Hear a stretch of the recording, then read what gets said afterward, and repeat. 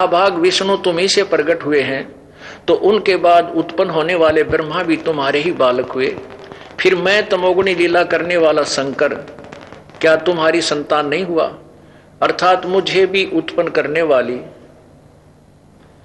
तुम ही हो। शिवे संपूर्ण संसार की सृष्टि करने में तुम बड़ी चतुर हो। आगे देखो, इस संसार की सृष्टि स्थिति और संहार में तुम्हारे गुण सदा समर्थ हैं। उन्हीं तीनों गुणों से उत्पन्न हम रजगुण ब्रह्मा, सतगुण विष्णु और तमगुण शंकर, उन्हीं तीनों गुणों से उत्पन्न हम ब्रह्मा विष्णु एवं शंकर नियमानुसार कार्य में तत्पर रहते हैं। पुण्यात्माओं, ये श्रीमद् देवी भागवत आज की नहीं है, 5500 वर्ष पहले, 5500 वर्ष पहले श्री वेद व्यास जी ने लिपिबद्ध की थी। और हमारे धर्मगुरु इसी की हमारी पवित्र पुराणों को ही कह करके, पवित्र पुराणों को आधार मान करके हमें ज्ञान दिया करते थे कि हम आपको पुराणों से ही बता रहे हैं कि ब्रह्मा विष्णु महेश अजरो अमर है, इनके कोई माता पिता नहीं। अब इस पवित्र पुराण ने सिद्ध कर दिया कि ब्रह्मा विष्णु महेश जी तीनों नासवान हैं, इनकी जन्म मृत्यु होती है। स्वयं स्वीकार करते हैं ये मृत्युंजय नहीं है, अजरो अमर नहीं है, सर्वेश्वर नहीं है। आगे फिर स्वयं स्वीकार करते हैं कि ये रजगुण ब्रह्मा है, सतगुण विष्णु, तमगुण शिव जी, तीनों गुणों से उत्पन्न हम, यानी रजगुण ब्रह्मा, सतगुण विष्णु, तमगुण शिव जी। केवल निमित्त अनुसार, नियमित जो हमें आदेश दिया जाता है, जितना हमें को आदेश हम उतना ही कार्य करते हैं। और यह भी स्वीकार किया है कि तुम ये तीनों ब्रह्मा विष्णु महेश दुर्गा के पुत्र हैं, ये इनकी माता है। आज का जो अध्यात्मिक प्रोग्राम चल रहा है, इसमें आपको पूरे कंसेप्ट क्लियर करा दिए जाएंगे। अब हम अपने सदग्रंथों को समझेंगे। पवित्र श्रीमद् भगवत गीता जी एक अनमोल शास्त्र है। इसमें चौथे अध्याय के 5वें श्लोक में गीता ज्ञान दाता कहता है, गीता जी का ज्ञान किसने बोला है? अभी तक ये बहुत गूढ़ रहस्य रहा, गीता जी का ज्ञान किसने बोला? गीता जी का ज्ञान बोला ब्रह्म ने, ब्रह्म। और श्री कृष्ण जी के शरीर में प्रवेश करके इस ब्रह्म को काल भी कहते हैं। गीता जी अध्याय नंबर 11 के श्लोक नंबर 32 में गीता ज्ञानदाता स्वयं कहता है कि अर्जुन, मैं काल हूं और मैं अब सबका नाश करने के लिए प्रवृत्त हुआ हूं। गीता जी अध्याय नंबर 11 के श्लोक 21 में अर्जुन कहता, प्रभु आप तो इन देवताओं को भी खा रहे हो, ऋषियों के समुदाय भी आपके सामने मंगल कामना कर रहे हैं, आपसे याचना कर रहे हैं, बख्श दो बख्श दो, और वेदों के पवित्र स्तोत्रों से आपकी स्तुति कर रहे हो, और आप इनको भी खा रहे हो, कुछ आपकी जाड़ों में लटक रहे हैं। तो गीता ज्ञानदाता ये ब्रह्म है, यही सदाशिव भी कहलाता है। इसी को महाविष्णु महाब्रह्मा भी बोलते हैं। ये ऐसे 3 रूप धारण कर लेता है, और इसी के 3 पुत्र हैं, रजगुण ब्रह्मा, सतगुण विष्णु, तमगुण शिव जी।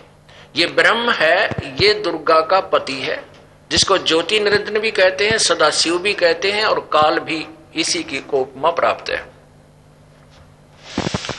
तो गीता जी का ज्ञान भगवान काल ने कहा, ब्रह्म ने कहा।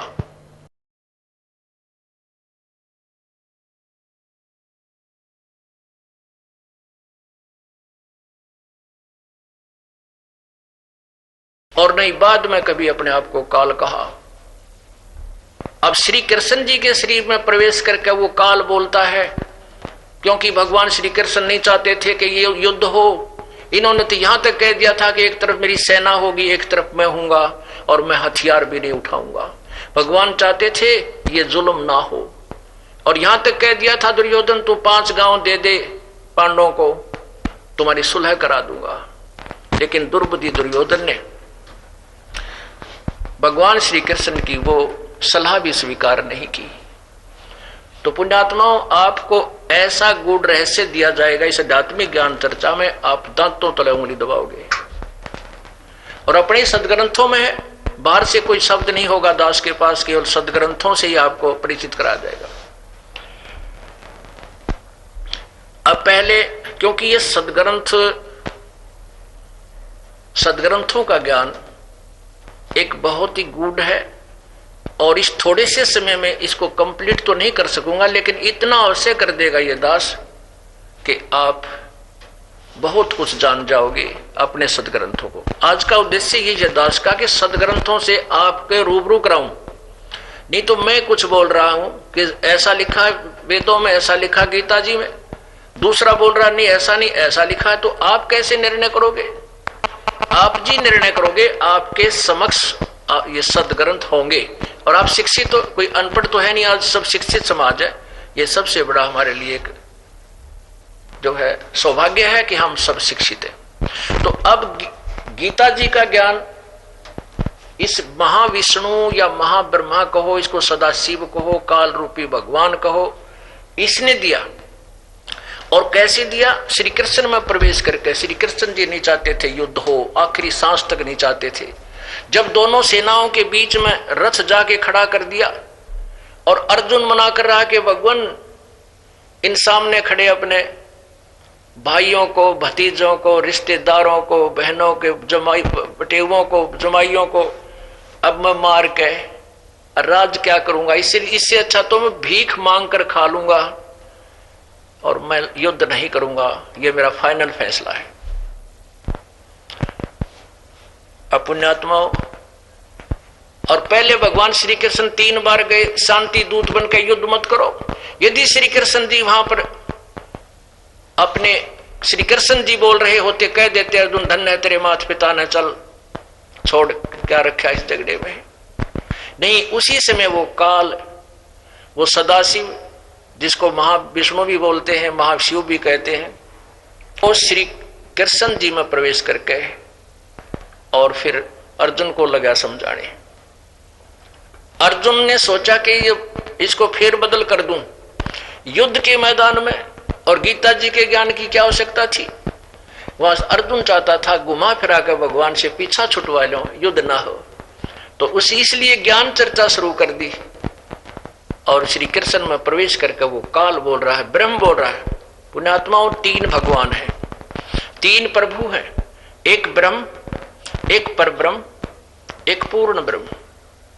फिर सुनिए, एक इसको, इनको जैसे ब्रह्म को क्षर ब्रह्म भी बोलते हैं, क्षर पुरुष भी बोलते हैं। पुरुष माने प्रभु, क्षर पुरुष, अक्षर पुरुष और परम अक्षर पुरुष।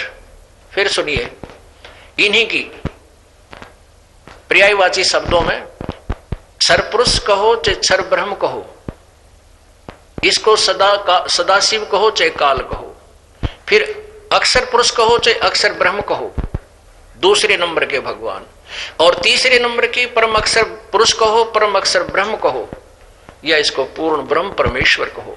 ये 3 परमात्मा है। और तीनों की सतिथि क्या है? ब्रह्म 21 ब्रह्मांड का स्वामी है। ब्रह्म, ये क्षर ब्रह्म, क्षर पुरुष,